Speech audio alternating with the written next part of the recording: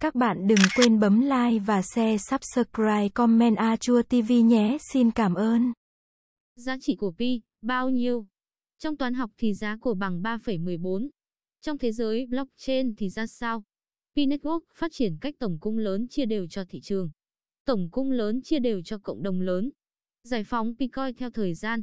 Nguồn cung thứ nhất, nguồn cung tiên phong. Nguồn cung thứ hai, nguồn cung bảo mật. Nguồn cung thứ ba, nguồn cung đại sứ. Nguồn Bitcoin đã lưu hành trên thị trường. Khóa Bitcoin từ các đối tác tham gia hệ sinh thái Pi Network. Khóa nguồn cung Pi của nhà cung cấp hàng hóa. Nguồn cung Pi bị thất lạc. Pi Network đã phát triển được hơn 2 năm kể từ đầu năm 2019.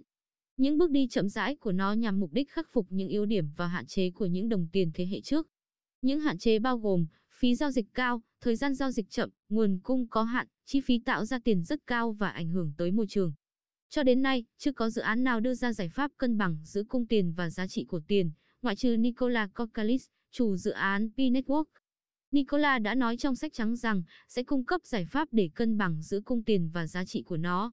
Nghĩa là sẽ cung cấp một lượng Bitcoin đủ lớn cho hàng trăm triệu người đến hàng tỷ người dùng, nhưng vẫn đảm bảo giá trị đủ lớn để chi tiêu thuận tiện mọi loại hàng hóa trên toàn cầu. Sẽ chẳng ai dùng Bitcoin mua nổi 1 kg thịt hay dùng Dogecoin để mua căn nhà hàng trăm ngàn đô.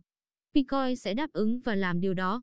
Giá trị của đồng tiền mã hóa dựa trên sự đồng thuận bởi những người nắm giữ nó, nên những kẻ không có sẽ phải đi mua để dùng trong hệ sinh thái của Pi Browser. Anh em nào không ăn hiểu hoặc ti toe về altcoin thì đừng spam nhé. Bitcoin là stablecoin. Đã là sự đồng thuận thì mọi người muốn tham gia phải theo luật của số đông.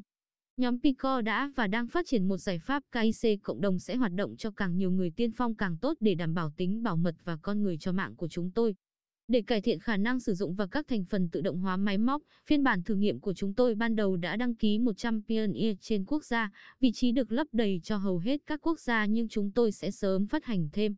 Những người tiên phong này có thể KIC sớm và giúp cải thiện các thuật toán của chúng tôi trước khi phát hành đầy đủ. Nhấp vào nút đăng ký kênh để bạn được cập nhật thông tin mới nhất từ ACHOATV. Xin cảm ơn.